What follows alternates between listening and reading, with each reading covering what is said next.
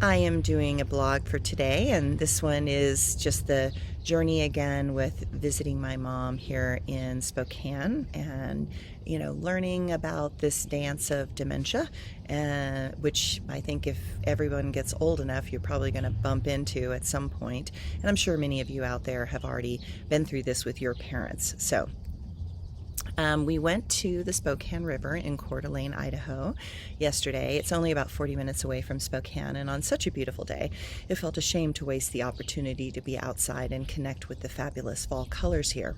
The temperature was perfect. It was completely clear on that day, and looking at the weather app on my phone, it was going to get cloudy on Monday and then rain on Tuesday, so this was the day to give it all a try. We had decided to try to do the cruise of the lake on the boats right there, but we did not know that they had changed everything, including where the boats were to be picked up. In our rush to get there, we realized that we had parked in the wrong spot and that we were going to have to go down a lot of stairs, then upstairs to a crazy walking bridge, and then downstairs to get to the boat. This was going to be too much for my mother to handle, so we reluctantly gave it up. Dealing with an aging parent makes me realize how challenging society is for those with disabilities and walking. While there might have been some other way to get to the boat, I'm pretty sure this was the only way we saw that was available, and this would not work for anyone aging or struggling to walk or in a wheelchair. Regardless, it was a lovely day. I got my sister back to her house and my mom to hers, and it seemed my mother was tired, so I left her to rest and then tackled the next thing that she needed, and that was to put tags on all of her clothes with a permanent marker for identification. My mother, being the sewing person, wanted to sew tags onto the clothing that did not have any, but I knew that this was a game in futility because regardless of if she had 3 sewing machines or not, she just cannot navigate any of them. So I went to Joann's Fabrics and got those iron-on patches that we could cut to size and then put into her clothing. Then I went back to my sister's house and made small pound cakes for the memory unit. The chocolate chip pecan coconut cookies were a big hit, so I was inspired to continue that trend. So with all the goodies in hand and some cute socks for the holiday season from Joann's, I drove back to the memory unit to pick my mom up to take her to dinner and then offer up my pound cakes. Everything went swimmingly and the staff were so appreciative of the gesture. I get to my mom's room and hand her a small pound cake and the socks and explained that we were going to do the tags this way after dinner. She was thrilled because she had been trying to do them all by hand, saying that her machine was not working again. What is clear is that she cannot thread the machine properly, and as I am not a sewing person, I am clueless as to what that way might be.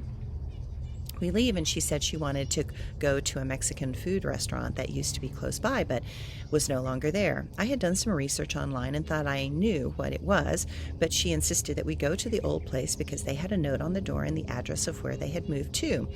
Learning that arguing only makes things worse with dementia patients, I drove over to the old place only to discover that the Mexican restaurant was an Applebee's.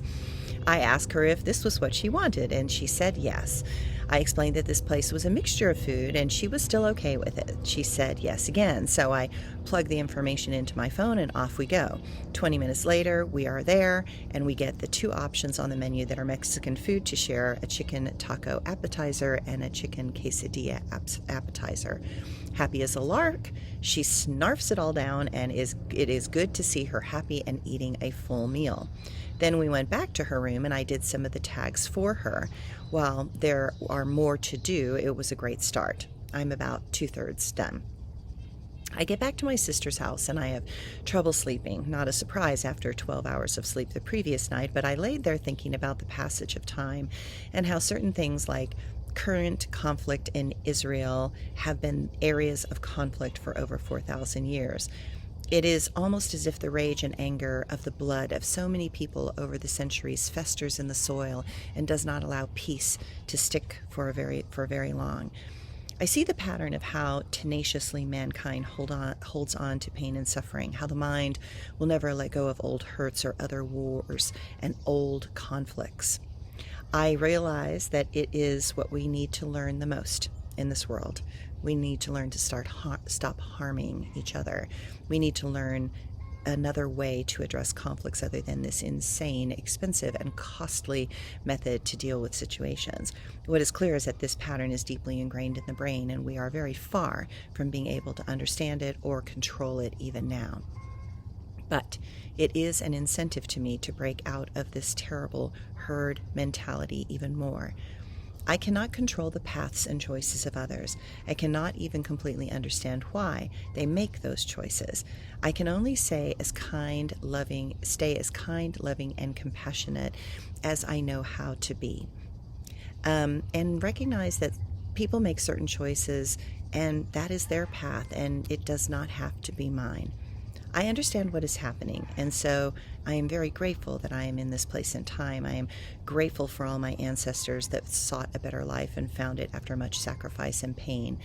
I can be a voice that calls to those souls that are ready to do something other than war.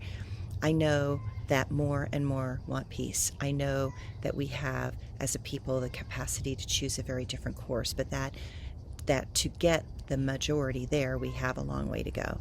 We have so much work to do, and we have foundations that need to be made, and we need education to be aimed towards the greater good and in understanding each other.